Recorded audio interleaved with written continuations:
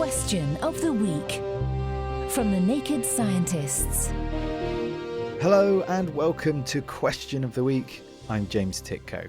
Today's question comes in from one of our listeners. It's Silke contacting you from French Polynesia, where I'm currently living and cruising on my boat. Like many other cruisers, I collect garbage that has washed up on the shore, and my question is, what is best to do with it? The locals here in the atolls mainly burn it. The garbage consists mainly of various types of plastic. Is this environmentally the best option to deal with it? Thank you so much. Hi Silke, thanks for the question. Burning plastic waste, especially in open fires, is not the best option for the environment. It releases toxic chemicals in the smoke, such as dioxins, furans, and other harmful pollutants, which can be seriously damaging to human health and the environment. Here to tell us more and help you find a solution is Richard Lampitt from the National Oceanography Centre. Thanks, James. As you say, dioxins and furans in particular are really toxic and can cause cancer, skin disorders, liver problems, and damage to the endocrine and immune system. In contrast to the plastic itself, it's actually the additives which are most concerned, such as plasticizers, stabilizers, and flame retardants that are released on burning. In addition, since plastic is made from oil and gas, i.e. fossil fuels, for every ton of dense plastic burned, up to 2 tons of carbon dioxide is released into the atmosphere. Really bad news for global warming. The part of the world you're writing from, Silke, also has plenty of marine life, and the toxins from burnt plastic can negatively impact them too.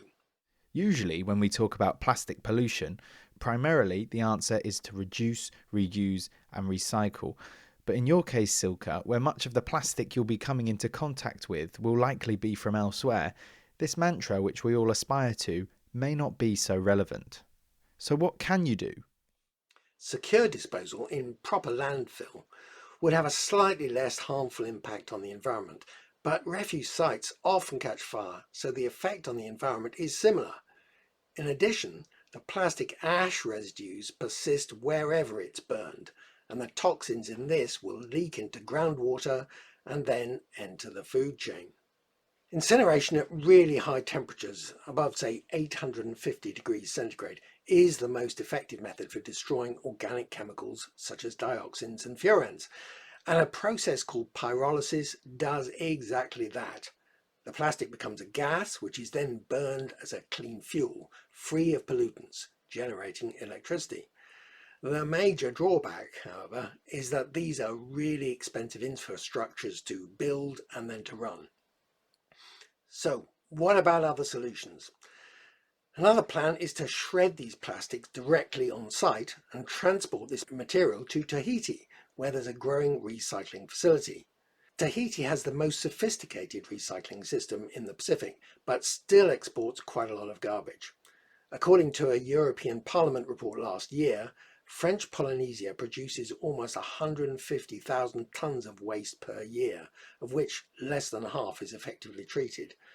It states that there are several problems with the current waste management system on the islands, with a heavy reliance on landfill, 78% of the waste, and the export of recyclable waste is very expensive and has environmental repercussions.